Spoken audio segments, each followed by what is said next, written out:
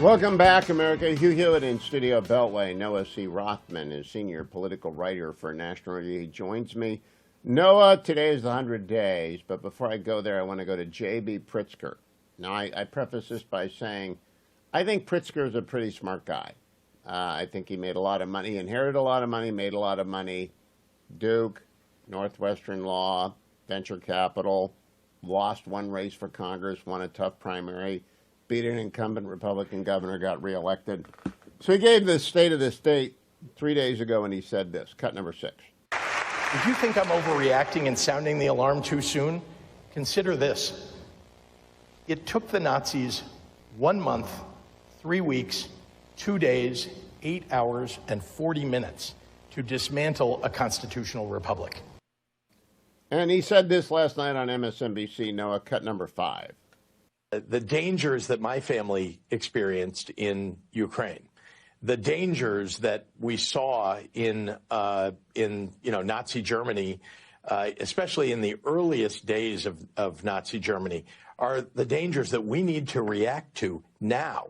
If we don't, things will get much, much worse. And so we've got to raise alarm bells to everybody. It's a 5-alarm fire, everyone. It's time to step out of your comfort zone and step out into the streets and speak up and make your voices heard, because that's the only thing that we have. That's the power that we have.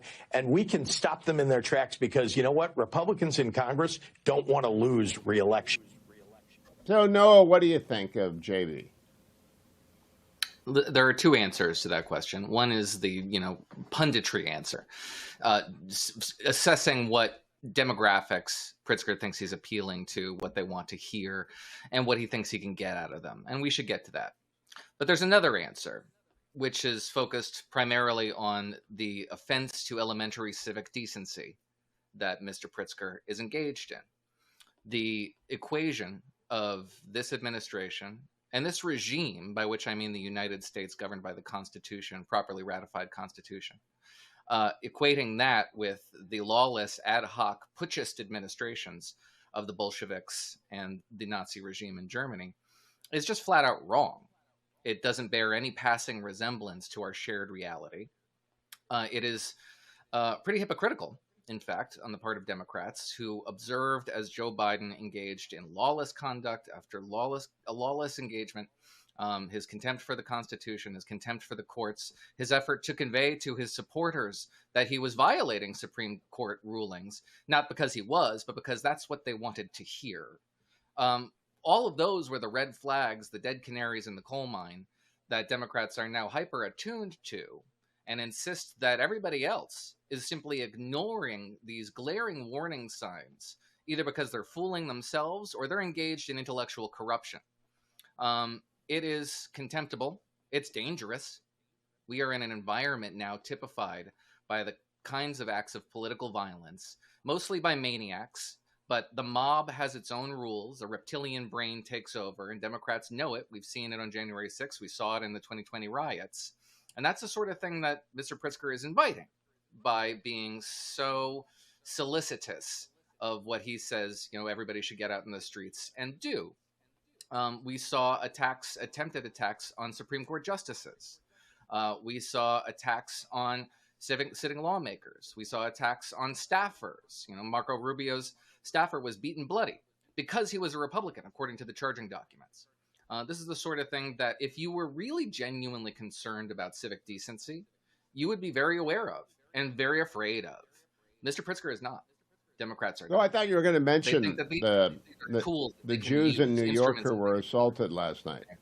I thought you were going to mention the Jews who were assaulted last night in New York, because we've got a lot of the actual Nazi behavior running around. It is contemptible. I noted in the monologue, Noah, that he gave his second round of This is Nazi Germany 1933 to Jen Psaki, who spent 2 years telling us Joe Biden was doing dance steps like Fred Astaire in the Oval behind the scenes. So I really am not ready to believe anybody about anything on that team for a long time. Are you? You shouldn't. I'm in the middle of drafting a piece on this very premise. Watch for it in the next issue of National Review.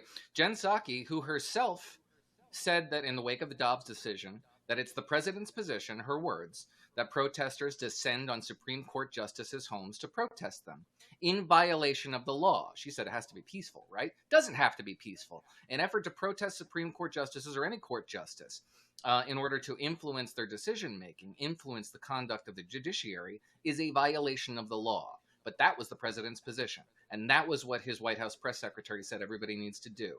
Maybe they're ignorant of the law. No excuse there. Not an excuse for me, but so maybe it's, you might be charitable and give an excuse to them. I don't. But I would also maintain that this is very of a piece with the Democratic Party's conception of street justice, street power, that they believe that they benefit politically from displays of extra-legal, menacing, not necessarily violent, but menacing displays designed to intimidate, harass, and terrorize. In fact, JB, let's go to the third JB Pritzker. I have three. It's a triple play by JB Pritzker. He gave this little tidbit at a New Hampshire fundraiser over the weekend, cut number 4. Never before in my life have I called for mass protests, for mobilization, for disruption, but I am now.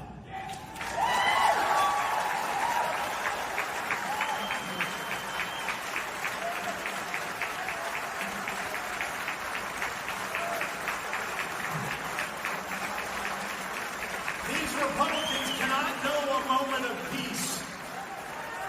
They have to understand that we will fight their cruelty with every megaphone and microphone that we have. We must castigate them on the soapbox and then punish them at the ballot box.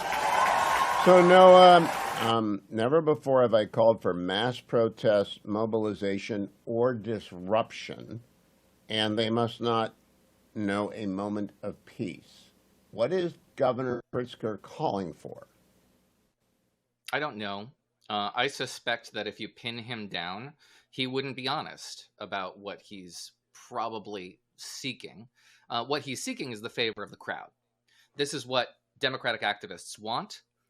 This is what the Democratic activist wing, the progressive activist wing, is agitating for. They have soured on congressional leadership because it is not confrontational, because it is not setting itself on fire in a cathartic display of the kind of anxiety that has typified progressive activism in the second Trump era. I don't think he's calling for violence, but I also don't think that if violence were the manifestation of it, that he would take any ownership of it. He would say, oh, that's the sort of reaction that you have to understand from these people who have been whose rights have been violated, who have been antagonized, who are subject to the dictatorial whims of this administration. Really, what do you expect? And you know how I know that? Because that is precisely how they described, the progressive activist wing described the pro-Hamas agitators on American campuses who made a sport of menacing, harassing, and violating the civil rights of the Jews in their midst. You can't blame them. 100% correct, Noah Rothman. I appreciate it. I look forward to the next issue of National Review. I also look forward to the editors when you make your next appearance on that wonderful podcast from National Review.